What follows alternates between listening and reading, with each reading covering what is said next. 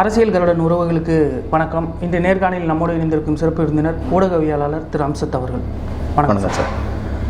Sir, பாஜகவிலிருந்து Annamalai பதவி நீக்கம், பாமகவிலிருந்து அன்புமணி அவர்கள் பதவி நீக்கம், இந்தமாரி தொடர்ந்து தலைவர்கள் பதவி நீக்கம் பண்ணுறதுனால இளைஞர்கள் மத்தியில் மாற்றத்தை நோக்கி தான் போனாங்க சார். அண்ணாமலை அவர்கள் பின்னாடியும் அன்புமணி அவர்கள் பின்னாடியும் இன்றைக்கி உருவான தலைவர்களுக்கும் உருவாக்கப்பட்ட தலைவர்களுக்கும் டிஃப்ரென்ஸ் இளைஞர்கள் புரிஞ்சிருப்பாங்கன்னு நினைக்கிறேன் சார். இதனால் தானாக சுயம்புவாக உருவான தலைவர் சீமான் தான் அப்படின்னு சொல்லி பாஜகவிலிருந்தும் பாமகவிலிருந்தும் இளைஞர்கள் பெரும்பாலும் வரப்படுதுன்னு சொல்லி கணிக்கப்படுது சார் அரசியல் விமர்சகர்களால்.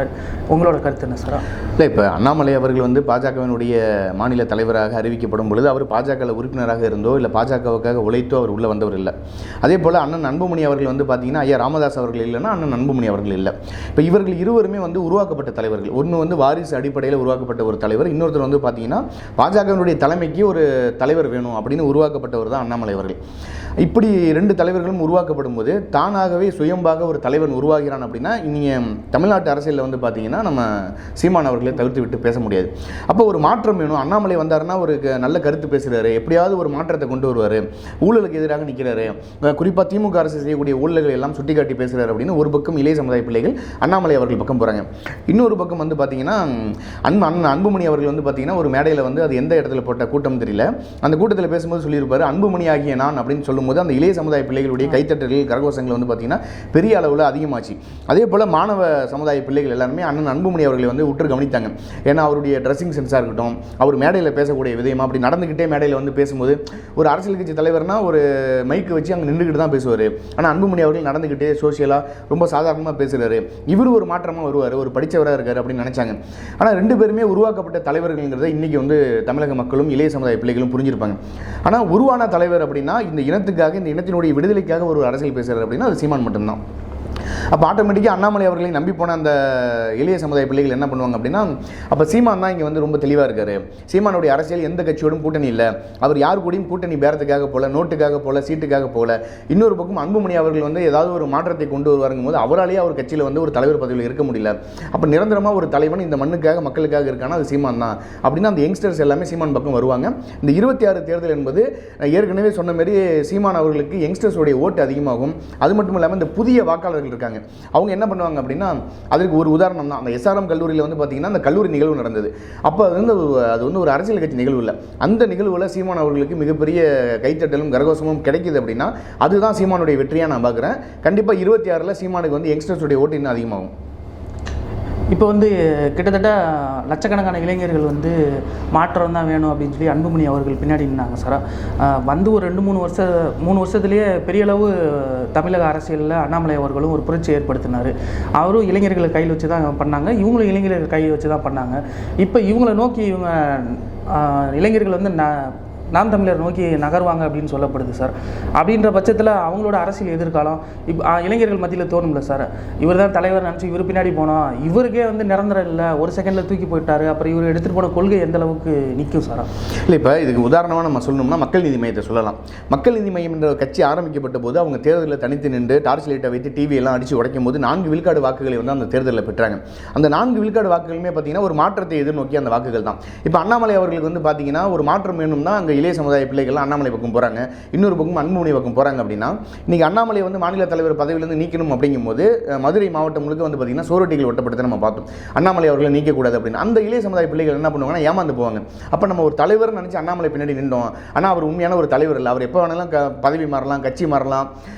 இப்போ நாளைக்கு இன்னைக்கு அண்ணாமலை அவர்கள் பாஜகவில் இருக்காரு, நாளைக்கே காங்கிரஸில் அதே மாநில தலைவர் பதவி கொடுக்குறேன், ஒரு பெரிய தொகை கொடுக்குறேன், இன்னும் கூடுதலான பொறுப்பு கொடுக்குறேன்னா அண்ணாமலை அவர்கள் காங்கிரஸ் கூட போவார். ஏன்னா அவரே பார்த்தீங்கன்னா பாஜகவில் அடிப்படை உறுப்பினராக இருந்து ஒரு மாவட்டம், ஒரு மாநிலம் அப்படின்னு உயர்ந்தவர் அல்ல, எடுத்த உடனே நேரடியாக மாநில தலைவர் பதவியில் கொண்டு உட்கார வைக்கப்பட்டவர். அவர் நாளைக்கு போகலாம். இப்போ அண்ணன் அன்புமணி அவர்கள் பாட்டாளி மக்கள் கட்சியை வழி நடத்துவார். அப்படிங்கிற இந்த சூழலில் பாட்டாளி மக்கள் கட்சி முழுக்க ஐயா ராமதாஸுடைய கண்ட்ரோலில் தான் இருக்குன்னா, அன்புமணி அவர்கள் ஏற்கனவே சொன்னார் பனையூரில் நான் ஒரு அலுவலகம் போட்டிருக்கேன், யாராவது நான் சந்திக்கணும்னா அங்கே சந்திக்கலாம் அப்படின்றாரு. இப்போ அவர் கூட தனியாக ஒரு கட்சி தொடங்கலாம், இல்லை அப்படின்னா பாமக 2ஆக பிளவுபடுத்தலாம். அப்போ நம்பி நிற்கிறவங்களுக்கு என்ன தோணும்னா, நம்ம ஒரு நம்புகிறோம், அந்த நம்பிக்கை உடைப்படுது. ஆனால் சீமான் அவர்கள் 2016 2026 வரைக்கும் இந்த சட்டமன்ற தேர்தல் வரைக்கும் தனிச்சே தான் கிளம்புறாரு. எந்த இடத்துலையும் சமரசம் இல்லை, யார் கூடயும் கூட்டணிக்கு போகலை. அப்போ அவரை நம்பி நிற்கிற தம்பி தங்கிகள் வந்து உறுதியாக இருக்காங்க. அவர்களை யாருக்கிட்டையும் கொண்டு போய் அடமானமும் வைக்கப்படலை. அந்த காரணத்தினால சீமானை நம்பலாம், சீமான் பின்னாடி போகலான்னு ஒரு கூட்டம் கண்டிப்பாக 26 தேர்தலில் வரும். இப்போ நீங்கள் சொல்கிற மாதிரி இன்றைய இளைஞர்கள் தான் நாளைய தலைவர்கள்னு சொல்கிறாங்க சார். இந்த பெரிய ஏமாற்றம் வந்து இளைஞர் மத்தியில் எந்த அளவுக்கு சார் பாதிப்பை ஏற்படுத்தும்? இல்லை, அதான் நான் சொல்கிறேன்னா, ஒரு தாயை நம்புகிற குழந்தை எந்த அளவுக்கு தன் தாய் வந்து ஒரு தவறான வழியை எடுத்துட்டாங்கன்னா அந்த குழந்தை ஏமாற்றம் அடைகிறதோ, அதே போல் அண்ணாமலை அவர்களையோ இல்லை அன்புமணி அவர்களையோ நம்பி நிற்கக்கூடிய அந்த குழந்தைகள், அந்த பிள்ளைகள் என்ன பண்ணுவாங்கன்னா, ஒரு கட்டத்துக்கு மேலே நம்பிக்கை உடைஞ்சிரும். அப்போ கடைசியாக நம்ம சுற்றி முற்றி பார்க்கும்போது யாரா நமக்கான ஒரு ஆறுதலாக நம்மளுடைய கொள்கைக்கு ஒரு கொள்கையோட உறுதியோடு யார் நிற்கிறா அப்படின்னா அது சீமான் அவர்கள் தான். நான் அதான் சொல்கிறேன், சீமான் அவர்களை தவிர்த்து விட்டு எந்த அரசியலுமே பண்ண முடியாது. அதற்கு ஒரே ஒரு உதாரணம் வந்து பார்த்திங்கன்னா லீக்வானை நம்ம சொல்லலாம். மலேசியாவிலிருந்து சிங்கப்பூர் பிரியும் போது லீக்வானை வந்து தனி நாடாக ஒரு சிங்கப்பூர் உருவாக்குவார், உலகின் தலை சிறந்த நாடாக உருவாக்கிடுவார். அப்படிங்கும்போது எத்தனை பேர் அதை ஏற்றுக்கிட்டாங்களான்னு தெரியல. ஆனால் அதை உருவாக்கி காட்டினதுக்கு பின்னால் இன்னைக்கு இளைய சமுதாய பிள்ளைகள் படிக்கும்போது லீக்வான் ஒரு பெரிய புரட்சியாளர்னு படிக்கிறாங்க. அதே போல் சீமான் வந்து ஒரு பெரிய புரட்சியாளராக இளைய சமுதாய பிள்ளைகளுக்கு தெரிவார்.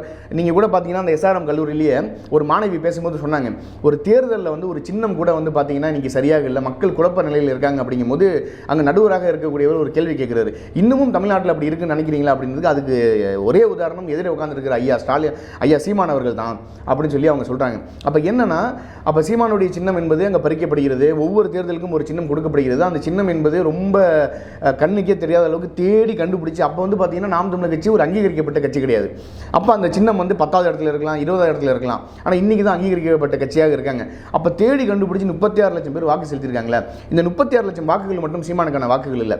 இது இல்லாமல் வெளிநாடுகளில் நீங்கள் நம்ம பார்த்தீங்கன்னா Qatar, Kuwait, Bahrain, Muscat, Oman, America, அப்புறம் ஆஸ்திரேலியா போன்ற பல்வேறு நாடுகளில் தமிழர்கள் வந்து பரவி இருக்காங்க.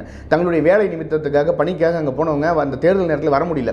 அவங்க என்ன பண்ணுறாங்க அப்படின்னா இணையதளத்தில் உட்காந்து களமாடுறாங்க, நாம் தமிழ் கட்சிக்காக களமாடுறாங்க. ஆனால் இந்த 2026 தேர்தலில் அத்தனை பேருமே கண்டிப்பாக நான் நம்புகிறேன் எப்படியாவது இந்த தேர்தலுக்கு வரணும் அப்படின்னு அவங்க நினச்சிட்டு இருக்காங்க. எங்கிட்டையுமே நிறைய பேர் அலைபேசியில் பேசும்போது சொன்னாங்க, இத்தனை தேர்தலில் வந்து நாங்கள் வந்து நாம் தமிழ் கட்சிக்கு வாக்களிக்க வர முடியல, எங்களுடைய குடும்பத்தோட வாக்குகள் தான் போச்சு. ஆனால் நீங்கள் பார்த்தீங்கன்னா இப்போ குவைத்துன்னு ஒரு இருக்குன்னா அங்கே குவைத்தில் செந்தமிழர் பாசர்னு வச்சுருக்காங்க. அங்கே குறைந்தது ஒரு 300-400 நபர்கள் இருக்காங்க. இப்படி ஒவ்வொரு நாடுகளிலும் 200 பேர் 300 பேர் வாழும்போது அந்த வாக்குகள் சீமானுக்கு இன்னும் கூடும்போது இன்னும் புதிய வாக்காளர்கள், இதே போல் அண்ணாமலை அவர்களை நம்பினவங்க, அன்புமணி ராமதாஸ் அவர்களை நம்பி நின்றவங்க, இவர்களுடைய வாக்குகள் எல்லாம் சீமானுக்கு வரும்போது சீமான் கண்டிப்பாக ஆட்சியும் அதிகாரத்திலையும் உட்காருவாருங்கிறதுல எந்த மாற்று கருத்தும் இல்லை. சார், இப்போ அடுத்தபடியாக இளைஞர்கள் இருக்கிறது பெருமளவும் எல்லாராலையும் பேசப்படுறது வந்து இளைய தளபதி விஜய் அவர்களை தான் சொல்கிறாங்க சார். இளைஞர்கள்லாம் விஜய் கூட தான் இருக்கிறாங்க அப்படின்னு சொல்லிட்டு. இந்த 2 தலைவர்களோட மாற்றம் விஜய் எந்த அளவுக்கு பாதிக்கும்? விஜய் வந்து உருவான தலைவரா இல்லை உருவாக்கப்பட்ட தலைவரா? இல்லை, விஜய் அவர்கள் வந்து உருவாக்கப்பட்ட தலைவர் தான். அவர் நடிகராகவும் உருவாக்கப்பட்டவர் தான், அரசியல்வாதியாகவும் உருவாக்கப்பட்டவர் தான். விஜயனுடைய படம் ஒரு படம் மிகப்பெரிய அளவில் வெற்றி பெறுதுன்னா அந்த ரசிகர்கள் கொண்டாடுவாங்க. அதே விஜய் படம் நல்லா இல்லைன்னா தேட்டர்லேயே கூட்டம் இருக்காது, உடனே தேட்டரை காலி பண்ணிட்டு போயிடுவாங்க. அதுக்கு உதாரணம் வந்து பார்த்தீங்கன்னா புலி, சுறா, இப்படி பல்வேறு திரைப்படங்கள் வரும்போதெல்லாம் பார்த்தீங்கன்னா விஜய்க்கு எதிராகவே நிறைய பேர் வந்து கருத்து தெரிவிக்க ஆரம்பித்தாங்க. விஜய் ரசிகர் மன்றத்தில் விஜய் நடிக்கவே தேவையில்லை, ஏன் இந்த மாதிரியான படங்கள்லாம் நடிக்கிறாரு, தொடர்ச்சியாக தோல்வி படங்கள் கொடுக்குறாரு அப்படிங்கும்போது மீண்டும் ஒரு வெற்றி படம் கொடுக்கும்போது அந்த ரசிகர்கள் வந்து அவர் கொண்டாடுவாங்க. அதே போல தான் அரசியல் களமும். அரசியலில் என் தலைவர் சமரசமின்றி போராடுவார், எப்படியாவது நல்லது செய்வார்னு உள்ள வராங்க. அவர் எப்போது பிரசாந்த் கிஷோரையும் ஆதவ் அர்ஜுன் அவர்களையும் கூட வைத்துக்கொண்டு வடமாநிலத்திலிருந்து வந்த ஒரு பிரசாந்த் கிஷோரால் தமிழ்நாட்டு அரசியலை வந்து நிர்ணயம் பண்ணிட முடியும், தமிழ்நாட்டில் எத்தனை தொகுதி இருக்குது, எத்தனை பேரூராட்சி இருக்குது, எத்தனை நகராட்சி இருக்குது, எத்தனை மாநகராட்சி இருக்குது, எத்தனை தொகுதிகளில் வந்து எந்தெந்த வாக்குகள் சமூக வாக்குகளாக பிரிஞ்சிருக்கு, இதெல்லாம் வந்து பீகார்லேருந்து வந்த ஒரு பிரசாந்த் கிஷோர் சொல்லிடுவார் அப்படின்னா அப்போ விஜய்க்கு ஒன்றுமே தெரியலங்கிறத இப்போ சமீபத்தில் விஜய் ரசிகர்களே ஒவ்வொருத்தவங்களா பேச ஆரம்பிச்சிட்டாங்க. அது மட்டும் இல்லாமல் நாங்கள் விஜயனுடைய மக்கள் மன்றத்தில் பல ஆண்டுகளாக இருந்தோம், ஆனால் எங்ககிட்டயே வந்து பணம் வாங்கிட்டு தான் பதவி கொடுக்குறாங்க அப்படின்னா நாங்கள் ஏன் உழைக்கணும் அப்படின்னு சொல்லி இன்றைக்கி போர்க்கொடி தூக்க ஆரம்பிச்சிருக்காங்க. இது தேர்தல் சமயத்தில் எப்படி இருக்கும்னா அதுக்கு உதாரணத்துக்கு வந்து ஐயா கமலஹாசன் தான். கமலஹாசன் அவர்கள் ஒரு யூனிவர்சல் ஹீரோ அப்படின்னு நம்ம சொல்கிறோம், ஒரு உலக நாயகன் சொல்கிறோம். அவருக்கு ஒரு ஃபேன் பேஸ் வந்து பெரிய அளவில் இருந்தது. அவருடைய நடிப்பு திறன், இயக்கம் திறன், இப்படி பல்வேறு டெக்னிக்கலாக ஒரு சினிமா சார்ந்த எல்லா விஷயமும் ரொம்ப அருமையாக பண்ணுவார். ஆனால் அந்த வாக்குகள் 4 விழுக்காடு வாக்குகளை பெறும்போது இன்றைக்கி ஐயா கமலஹாசனால நிலைச்சு நிற்க முடியல அரசியலில். அதே போல் ஐயா சிவாஜி கணேசன் அவர்கள் அரசியல் கட்சி ஆரம்பிக்கப்பட்ட போதும் சரி அவர் பெரிய உயரத்துக்கு வருவார்னு எதிர்பார்த்தாங்க, வர முடியல. அதே போல் ஆந்திராவில் வந்து பார்த்தீங்கன்னா தமிழ்நாட்டை விட மிகப்பெரிய ரசிகர் பட்டாளம் வந்து ஐயா சிரஞ்சீவி அவர்களுக்கு இருந்தது. ஆனால் ஆந்திராவில் வந்து அவர் கட்சி ஆரம்பிக்கப்பட்ட போது சிரஞ்சீவி ஒரு ஆந்திராவுடைய முதலமைச்சராக வந்துடுவார் இந்த தேர்தலில் எதிர்பார்க்கப்பட்ட போது வரலையே. ஆனால் ரசிகர்களுடைய வாக்குகளை மட்டுமே வைத்து நீங்கள் ஒரு தேர்தலை சந்திக்கணும் அப்படின்னா அது கண்டிப்பாக வீழ்ச்சியினுடைய பாதையை நோக்கி தான் போகும். ஆனால் விஜய் அவர்களை நம்பி நிற்கிறவங்க எல்லாம் என்ன பண்ணுவாங்கன்னா இந்த முதல் தேர்தலில் வாக்கு செலுத்துவாங்க. கண்டிப்பாக உறுதியாக இந்த தேர்தலில் அவர் ஒரு கணிசமான விழுக்காடு வாக்குகளை வாங்குவார். ஏன்னா அவர்கிட்ட வந்து ஒரு கரிஸ்மா இருக்குது. அந்த இளைய சமுதாய பிள்ளைகளோ இல்லை ரசிகர்களோ அவருக்கு வாக்கு செலுத்தக்கூடிய வாய்ப்புகள் இருக்குது. ஆனால் இந்த தேர்தலில் வாங்கின 2026 வாங்கின வாக்கு அடுத்து 2031 விஜய்க்கு கிடைக்குமானா அது ரொம்ப சந்தேகம். விஜய் தனிச்சு களமாடுவார்னு கேட்டால் வாய்ப்பே கிடையாது. ஒரு தேர்தலில் விஜய் அவர்கள் தனித்து நின்று களமாடி ஒரு தோல்வியை சந்தித்தாலே அவர் அடுத்த தேர்தலில் ஆட்டோமேட்டிக்காக கூட்டணிக்கு போவார். ஆனால் தன்னுடைய கொள்கையில் சமரசமின்றி ஒருத்தன் போராடிட்டு இருக்காருல்ல, அவரை நோக்கி விஜய்க்கு வாக்கு செலுத்தியவர்கள் கூட சீமான் பக்கம் வந்துருவாங்க. இப்போ விஜய் வந்து எடுத்துலேயே சொல்லிட்டார் சார், நான் வந்து கூட்டணிக்கு வந்து சில கட்சிகளை வந்து அழைக்கிறோம், அவங்களுக்கு இடம் இருக்குது அப்படின்னு சொல்லிட்டு.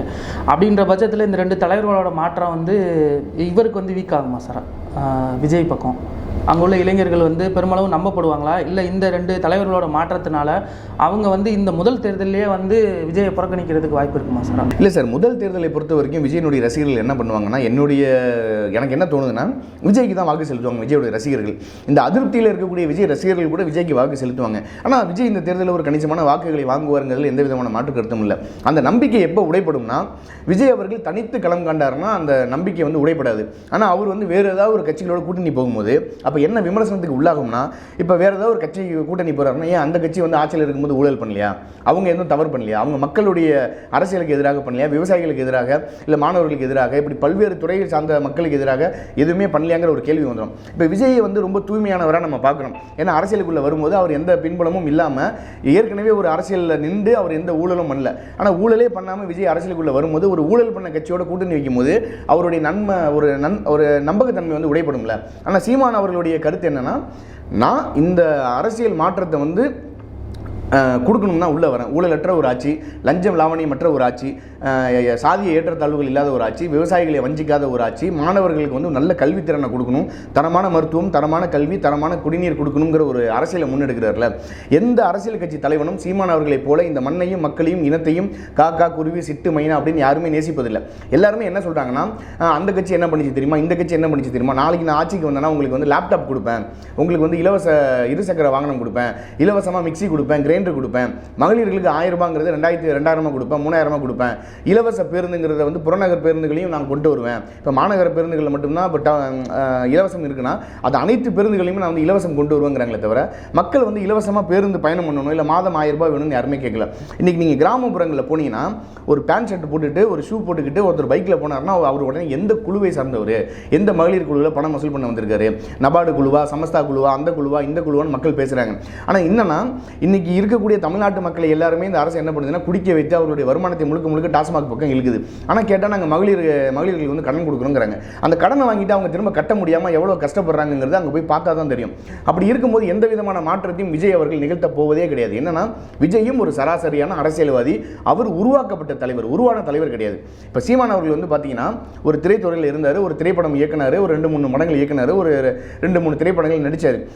ஈழத்தினுடைய அழிவுக்கு பின்னால் அவர் வந்து ஒரு அரசியலை கையில் எடுத்து உருவாகிறாரு, ஒரு இனத்துக்கான ஒரு ஐக்கானாக உருவாகிறாரு. ஆனால் உருவாகிட்டார். இன்னைக்கு சீமானை தவிர்த்து விட்டு எந்த விதமான அரசியலும் நீங்கள் பண்ணவே முடியாது. இன்னைக்கு செய்தி சேனல்களை நீங்கள் புரட்டினீங்கன்னா ஒன்று சீமான் வாழ்க, இல்லைன்னா சீமான் ஒழிக, சீமானுக்கு ஆதரவான செய்திகள், சீமானுக்கு எதிரான செய்திகள், இதை உருவாக்கிட்டார்ல. இன்னைக்கு இந்த இடத்துல நீங்கள் பாருங்கள், விஜய் வந்து ஒரு பரந்தூர் விமான நிலையம் போகிறாருன்னா உடனடியாக எல்லா சேட்டலைட் மீடியாக்களும் அவர் பின்னாடி போகுது. சரி போறீங்க, அவர் என்ன கருத்தை பேசிட்டாரு, என்ன இந்த நடக்கிற பிரச்சனை. இப்போ சமீபத்தில் ஒரு வக்பு பிரச்சனை நடந்தது. இந்த வக்பு பிரச்சனைக்கு தமிழ்நாடு முழுக்க தமிழக வெற்றி கழகம் ஆர்ப்பாட்டம் பண்ணாங்க. அதில் அந்த கட்சியினுடைய பொதுச் செயலாளர் பாண்டிச்சேரியை சேர்ந்த அண்ணன் சொல்கிறாரு, இது ஒரு அடையாள ஆர்ப்பாட்டம்ங்கிறாரு. என்ன அதுக்காக நீங்கள் ஆர்ப்பாட்டம் பண்ணுறீங்க, ஏதாவது ஒரு விளக்கம் சொல்லுங்கன்னா, ஏன் நீங்கள் சொல்லுவீங்களா, அவங்க வந்து எல்லாம் தெரிஞ்சுக்கிட்டு தான் இந்த வந்து இதை கொண்டு வராங்களா, அது இப்படி இது இப்படின்னு மல்பிக்கிட்டு பேசுகிறார். அப்படின்னா ஒரு கட்சியினுடைய பொதுச் செயலாளருக்கே வக்புனா என்ன, மக்களுடைய பிரச்சனை என்ன, இந்த வக்பு சொத்தை இப்போ ஏன் புதிய சட்டம் வந்ததுன்னு எதுவுமே பேச தெரியல. அவங்க பேசுகிறதெல்லாம் என்ன பேசுகிறாங்கன்னா, தளபதி, சிங்கங்கள், நாங்கள் வந்து புலிகள், நாங்கள் வந்து மீள்வோம், தளபதியினுடைய படை, இதை தான் பேசுகிறாங்களே தவிர ஒரு ஆர்ப்பாட்ட களத்தில் கூட என்ன பேசணும் என்ன பேசக்கூடாதுன்னு அவங்களுக்கு தெரியல. அவங்க எப்படி அரசியல் பயில்வாங்கிறது எனக்கு சந்தேகம் தான் சார். இப்போ நமக்கு இன்னொரு அரசியல் விமர்சகராக நம்ம என்ன பார்க்குறோன்னா சார், ராமதாஸ் அவரோட ஸ்டேட்மெண்ட்லேயே என்ன சொல்கிறாரு அப்படின்னா, அன்புமணி அவர்கள் வந்து சரியாக வந்து செயல்படலை, கூட்டணி வந்து தவறான கணக்குகள்னால தன்னுடைய சமூகம் வந்து பின்னோக்கி செல்லுது அப்படின்ற காரணத்துக்காக நான் நீக்கிறேன் அப்படின்னு சொல்கிறார் சார். அவங்க கடந்த காலம் கூட்டணி பார்த்தீங்கன்னா அதிமுக, பாஜக இவங்களோட தான் மாற்றி கூட்டணி வச்சுருக்காங்க சார். இப்போ அவர் எது சரின்னு நினைக்கிறார் சார்? ஒருவேளை நாம் தமிழர் பக்கம் போகிறது சரின்னு நினைக்கிறாரா அப்படின்ற பார்வையில் இருக்குது சார். இல்லை, ஏற்கனவே வந்து ஐயா ராமதாஸ் அவர்கள் அவர்கள் நாம் தமிழரோட கூட்டணி போகணும் அப்படிங்கிற ஒரு எண்ணத்தோடு இருந்தார் அப்படின்னு ஒரு தகவல் ஒன்று வந்தது. அது எந்த அளவுக்கு உண்மை அப்படின்னு நமக்கு தெரியல. ஏன்னா ஏற்கனவே பாட்டாளி மக்கள் கட்சியிலேருந்து ஐயா ராமதாஸ் வந்து அண்ணன் சீமான் அவர்கள்ட்ட பேசி இனிமேல் நம்ம 2 பேரும் ஒன்றா சேர்ந்து தேர்தலில் சந்திக்கணும், ஏன்னா நீங்களும் விவசாயிகளுக்காகவும் தமிழர்களுக்காகவும் தமிழ் மக்களுக்காகவும் பேசுகிறீங்க, நானும் அதே சிந்தனையில் இருக்கேன், நம்ம 2 பேரும் சேர்ந்து ஒரு கூட்டணியை உருவாக்கும் சொல்லி பேசினதாகவும் அண்ணன் அவர்கள் வந்து இல்லை இந்த தேர்தல் வேணாம், அடுத்த தேர்தலில் நம்ம பார்க்கலாம், ஏன்னா இந்த தேர்தலில் நான் வந்து தனிச்சு தான் நிற்க போகிறேன்னு அறிவிச்சிட்டேன், அதனால தனிச்சே கிளம்புறேன், யாரோடையும் கூட்டணிக்கு போகலன்னு சொன்னதாகவும் இப்படி ஒரு சலசலப்புகள் போனது. ஆனால் ஐயா ராமதாஸ் அவர்கள் வந்து என்ன அவருடைய எண்ணத்தில் என்ன இருக்குன்னா, பாஜகவோடு ஒருபோதும் கூட்டணி போயிடக்கூடாது, பாஜகவோட கூட்டணி போய் தான் கடந்த தேர்தலே நம்ம மிகப்பெரிய ஒரு வீழ்ச்சியை சந்தித்தோம், பாஜக அல்லாத ஒரு கூட்டணியில் நம்ம போகணும் அப்படின்னு ஐயா ராமதாஸ் அவர்கள் எதிர்பார்க்குறாரு. ஆனால் அன்புமணி அவர்கள் வந்து பாஜகவோட கூட்டணி போகணும், எனக்கு மத்தியில் ஒரு பொறுப்பு வேணும், ஒரு சென்ட்ரல் மினிஸ்டர் ஆகணும் அப்படிங்கிறது அவருடைய எண்ணமாக இருக்குது. இது மட்டும் இல்லாமல் உட்கட்சி பூசல், குடும்பத்தை சார்ந்தவர்களுக்கு வந்து பதவி கொடுக்கணும், போகணும் வரணும் அப்படிங்கும்போது அந்த பாமகவில் இருக்கக்கூடிய யங்ஸ்டர்ஸ் எல்லாமே வந்து பார்த்தீங்கன்னா முழுக்க முழுக்க அண்ணன் அன்புமணி அவர்கள் பக்கம் நிற்கிறாங்க. இதில் குறிப்பாக இந்த 40 வயதுக்கு மேலே இருக்கக்கூடியவர்கள், இந்த 50 வயதுக்கு மேலே இருக்கக்கூடியவர்கள்லாம் ஐயா ராமதாஸ் பக்கம் நிற்கிறாங்க. இப்போவே கட்சிக்குள்ள என்ன ஆயிடுச்சுன்னா, இப்போ சமீபத்தில் திலகபாமா அவர்கள் வந்து ஒரு செய்தி சேனலுக்கு பேசும்போது கூட சொல்லியிருந்தாங்க, இதுமாதிரி நாங்கள் வந்து அன்புமணி அவர்களுடைய கருத்துக்காக நாங்கள் காத்திருக்கோம், அவர் என்ன முடிவு எடுக்கிறாருன்னு காத்திருக்கோம் அப்படிங்கும்போது, அப்போ அன்புமணி அவர்கள் தனியாக கட்சி தொடங்குறாரு இல்லை கட்சியிலேருந்து பிரிஞ்சு போகிறாரு அப்படின்னா ஒரு கூட்டம் கண்டிப்பாக அண்ணன் அன்புமணி பக்கம் போகும். அப்போ என்னன்னா, ஒரு சமூகம் வந்து ஏற்கனவே பல பிரிவுகளாக பிரிஞ்சு இங்கே நிற்கும் போது ஏற்கனவே 10.5 விழுக்காடு வாக்குகளை பெறுவதற்கு அந்த இடஒதுக்கீடு வந்து பாட்டாளி மக்கள் கட்சியால் பெற முடியல. தொடர்ச்சியாக அவங்க வந்து அதை வந்து வலியுறுத்திக்கிட்டே இருக்காங்க. தமிழ்நாடு முழுக்க வந்து சாதிவாரி கணக்கெடுப்பு எடுக்கணும் அப்படின்லாம் சொல்லிட்டு இருக்காங்க. ஆனால் அப்படி இருக்கும்போது அது எடுக்கப்படலை, அந்த சமூகத்துக்கு வந்து 10.5 இடஒதுக்கீடு கிடைக்கல அப்படிங்கும்போது மீண்டும் இவர்கள் 2ஆக பிரியும் போது இது யாருக்கு ரொம்ப ஆதரவாக இருக்குன்னா திராவிட கட்சிகளுக்கு. ஒரு கூட்டணி வந்து அதிமுகவும் ஒரு கூட்டணி வந்து திமுக பக்கமும் போயிடுச்சுன்னா அங்கே வன்னிய சமுதாய மக்கள் 2ஆக பிளவுபட்டு திமுக அதிமுகன்னு போயிட்டாங்கன்னா அவங்களுடைய மெஜாரிட்டியை காட்ட முடியாதுல்ல. இதுக்கு ஒரே ஒரு எக்ஸாம்பிள் நான் சொல்லணும்னா இஸ்லாமிய இயக்கங்களை நான் சொல்லுவேன். ஏன்னா முதல்ல வந்து பார்த்தீங்கன்னா இஸ்லாமிய இயக்கங்கள் அப்படின்னாலே ஒன்று தான், காயித மில்லத்து தான். அவர் தான் இந்திய யூனியன் முஸ்லீம் லீக் உருவாக்கினார். அவர் இருக்கும்போது தமிழ்நாட்டுக்குள்ளே வந்து 72 73 சட்டமன்ற உறுப்பினர்கள் இருந்தாங்க, 7 மெம்பர் ஆஃப் பார்லிமெண்ட் இருந்தாங்க. ஆனால் அதுக்கு பின்பாக அந்த இஸ்லாமிய இயக்கங்கள் ஒன்றாக ஆரம்பித்து தமிழ்நாடு தௌஹீத் ஜமாத்து, தமிழ்நாடு முஸ்லீம் முன்னேற்ற கழகம், அப்புறம் வந்து தமிழக மக்கள் ஜனநாயக கட்சி, அப்புறம் தமிழ்நாடு முஸ்லீம் கழகம், இப்படி பல்வேறு கட்சியினுடைய பெயர்களாக அந்த இஸ்லாமிய இயக்கங்கள் பிரிந்து போகும்போது என்ன ஆயிடுச்சுன்னா, இன்னைக்கு சட்டமன்றத்தில் இஸ்லாமியர்களே இல்லை. ஒரே ஒருத்தர் இருக்கார் விசிகேல, ஆலூர் ஷானவாஸ். இந்த பக்கம் வந்து பார்த்தீங்கன்னா எம்பியா வந்து பார்த்தீங்கன்னா நவாஸ்கனி இருக்காரு. பெரிய அளவில் வந்து அந்த திமுக அதிமுகவை தவிர்த்து வேறு இடத்துல இஸ்லாமிய சட்டமன்ற உறுப்பினர்களோ இல்லை பார்லமெண்ட் உறுப்பினர்களோ இல்லை. அதே போல் இந்த வன்னியர் சமுதாயத்துக்குன்னு ஒரு அடையாளமாக இருக்கக்கூடிய பாமக நாளைக்கு 2ஆக பிரிஞ்சு போச்சுன்னா அது திமுகவுக்கும் அதிமுகவுக்கும் பெரிய ப்ளஸ். ஏன்னா யார் வந்தாலுமே சரி, இப்போ நான் உதாரணம் சொல்கிறேன், ஒரு 20 பேர் இருக்காங்கன்னு வச்சுங்க, அந்த 20 பேர் 10 பேராக பிரிஞ்சு போகிறாங்கன்னா நீங்கள் 10 பேரோட என்கிட்ட வாங்க, உங்களுக்கு நான் 10 சீட்டு தரேன், நீங்கள் ஒரு 10 பேரோட என்கிட்ட வாங்க, உங்களுக்கு நான் ஒரு 5 சீட்டு தரேன்னு சொல்லி அவங்க ஈஸியாக பிரிச்சுட்டு போயிடுவாங்க. ஆனால் இந்த வன்னிய சமுதாய மக்கள் எப்போதுமே ஒற்றுமையாக இருக்கணும் அப்படிங்கிறது தான் நம்ம என்றோம். அதே போல் தமிழ் சமூகம் வந்து ஒற்றுமையாக இருந்தால் மட்டும்தான் நமக்கான உரிமைகளை கேட்டு பெற முடியும். ஏற்கனவே ஒற்றுமையாக இருக்கும் போதே 10.5 பெற முடியல, இதில் 2 பேரும் பிரிஞ்சு போனாங்கன்னா அவங்களுடைய உரிமைகளை எப்படி மீட்க முடியுங்கிற ஒரு கேள்வி இருக்குது. சார், ஒருவேளை சீமான் அவர்களும் எந்த இடத்துலையும் வந்து மருத்துவர் ஐயாவை விட்டு கொடுத்ததில்லை, இவர் ஒரு ஸ்டாண்ட் எடுத்து நமக்கும் கிட்டத்தட்ட அவருக்கும் வயசு காலம் ஆகிட்டுருக்கு, இவ்வளோ நாள் திராவிட கட்சிகளை நம்பி ஏமாந்து தான் போயிருக்காங்க. ஒருவேளை சீமான் அவர்கள் கூட நம்ம அங்கே போனாலும் நமக்கு எதுவும் நடக்க போகிறதில்ல, இந்த தேர்தலில் நம்மளோட சமூக வாக்குகளை வந்து நிரூபிச்சாகணும் அப்படின்னு சொல்லி சீமான் அவர்கள் கூட கூட்டணி சேர்ந்தால் அது வட தமிழகம் மற்றும் மேற்கு மண்டலங்களில் எந்த அளவுக்கு பெரிய அளவுக்கு கண்டிப்பாக இது மிகப்பெரிய ஒரு மாற்றமாக இருக்கும். ஏற்கனவே கிட்டத்தட்ட 36 லட்சம் வாக்குகளை வந்து சீமான் தனித்து நின்று களமாடி வாங்கி கட்டிருக்காரு அப்படின்னா, ஐயா ராமதாஸ் அவர்கள் ஒருவேளை அண்ணன் சீமான் அவர்களுக்கு இந்த தேர்தலில் நான் ஆதரவு கொடுக்குறேன், இல்லை கூட்டணி வைத்து நம்ம அந்த வட மாவட்டங்களில் வந்து ஒரு கணிசமான வாக்குகளை வந்து நாம் தமிழர் கட்சிக்கு நம்ம பெற்றுக் கொடுக்கணும், திராவிடத்துக்கு எதிராக இந்திய தேசியத்துக்கு எதிராக ஒரு வாக்குகளை வந்து நம்ம திரட்டணும்னு நினச்சாங்கன்னா கண்டிப்பாக இது மிகப்பெரிய ப்ளஸ்ஸாக இருக்கும். அரசியலில் வந்து என்ன வேணாலும் நடக்கலாம். இப்போ தேர்தல் வந்து அடுத்த மாதம் அப்படின்னா இந்த மாதம் கூட கூட்டணி யார் வேணாலும் போகலாம், சீட்டு பரிமாற்றங்கள் நடக்கலாம்.